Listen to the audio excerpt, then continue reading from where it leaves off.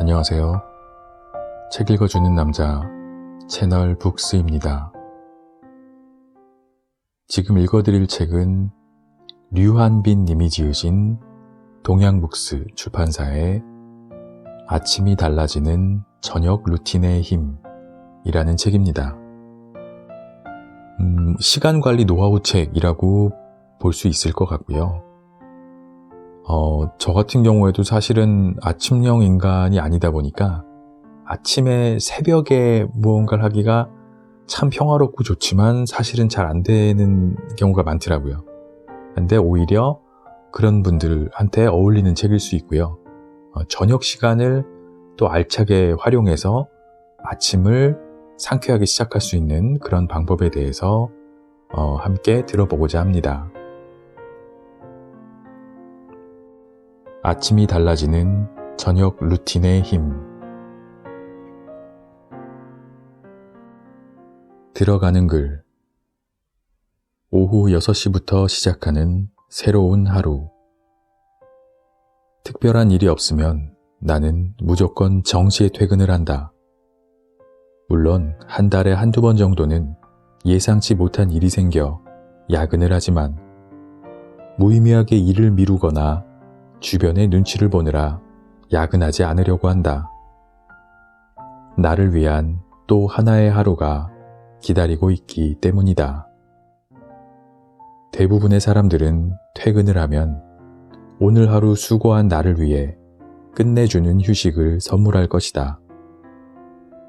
예를 들면 끝내주게 숨쉬고 끝내주게 누워있기.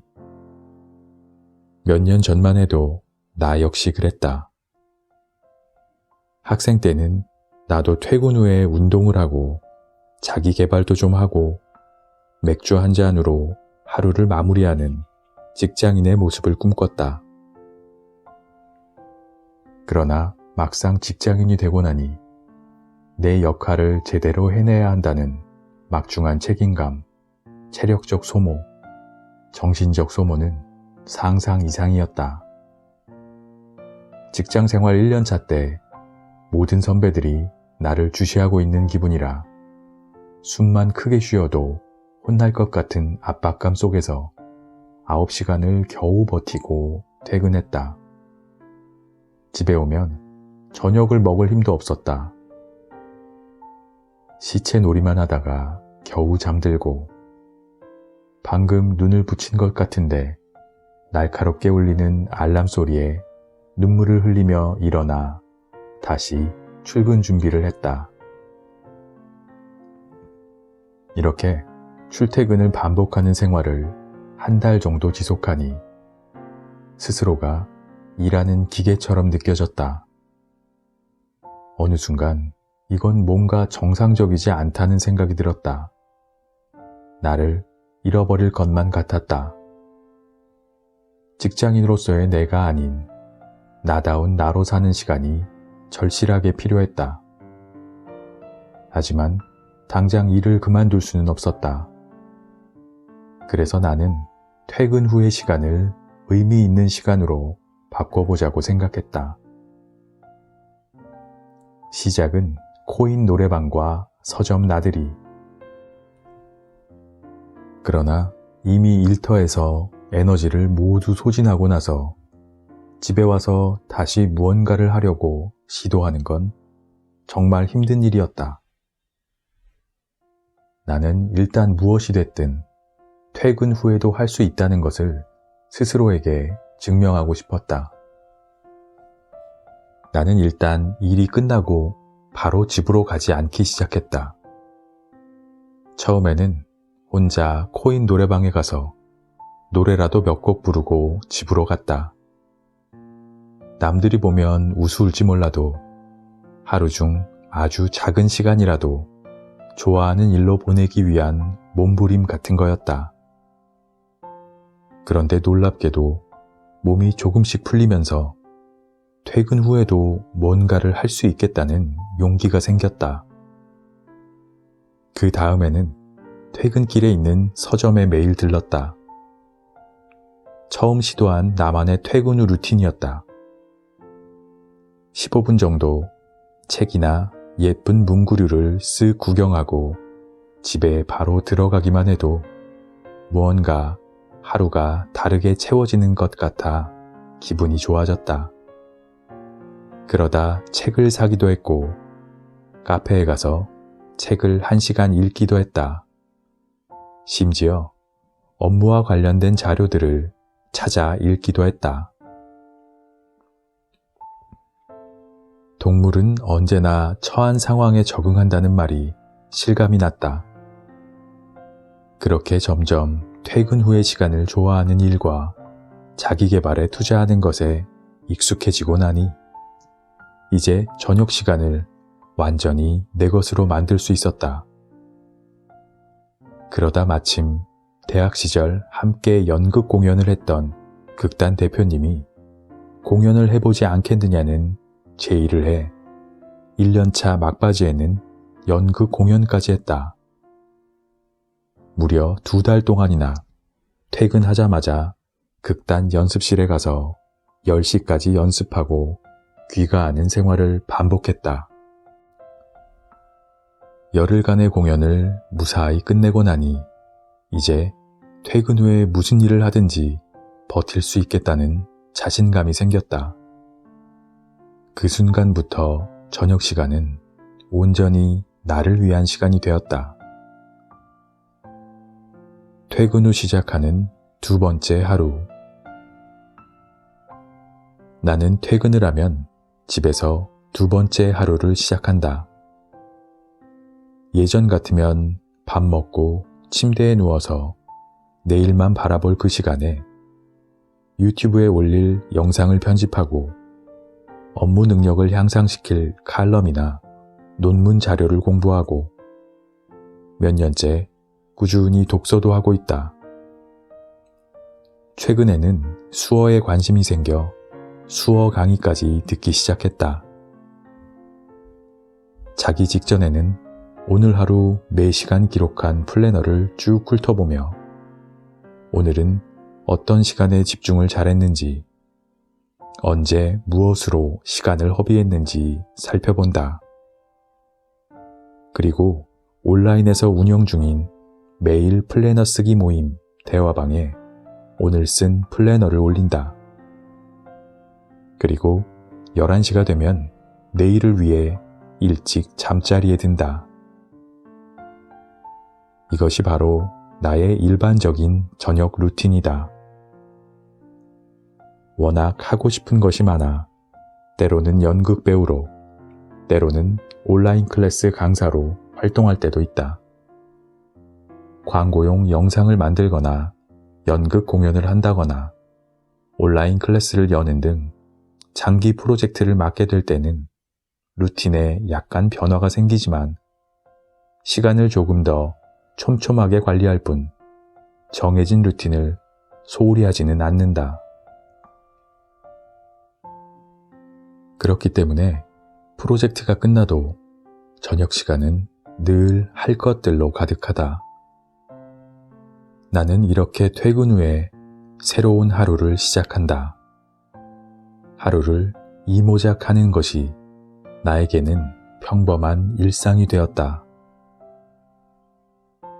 저녁이라는 고정된 자유시간.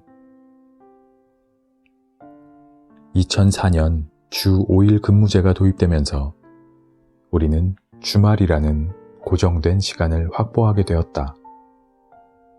그리고 2018년 주 52시간 근무제가 도입되면서 우리에게는 저녁이라는 고정된 시간이 생겼다. 일하는 시간이 단축되면서 생활, 문화 환경은 물론 개인의 가치관에도 큰 변화가 찾아왔다. 사람들은 하루 종일 일에만 매진하느라 직업이 곧 나의 정체성이었던 생활에서 벗어나 일하는 시간 외의 나에 대해 생각하기 시작했다. 회사원인 나가 아니라 개인으로서의 나는 어떤 일을 좋아하는지, 또 어떤 재능이 있는지 적극적으로 알아가고 있는 것이다. 마음대로 활용할 수 있는 시간이 늘어난 만큼 사람들은 좋아하고 잘하는 일을 퇴근 후에 즐길 수 있게 되었다. 하지만 여전히 퇴근 후에 특별히 뭘 해야 할지 몰라 정시 퇴근을 한 날에도 야근을 하고 집에 온 사람처럼 멍하니 시간을 보내는 경우가 많다. 그냥 일찍 잠들기에는 아깝고 뭔가를 하기에는 부담스러워 유튜브만 보다가 잠드는 사람들도 많을 것이다. 이 책은 바로 그런 사람들을 위한 내용으로 채워져 있다. 퇴근 후에 주어진 저녁 시간을 인생을 2배로 살 수 있는 기회이자 돈을 벌기 위해 억지로 하는 일이 아닌 내가 정말 좋아하는 일에 매진해 볼 수 있는 시간이다.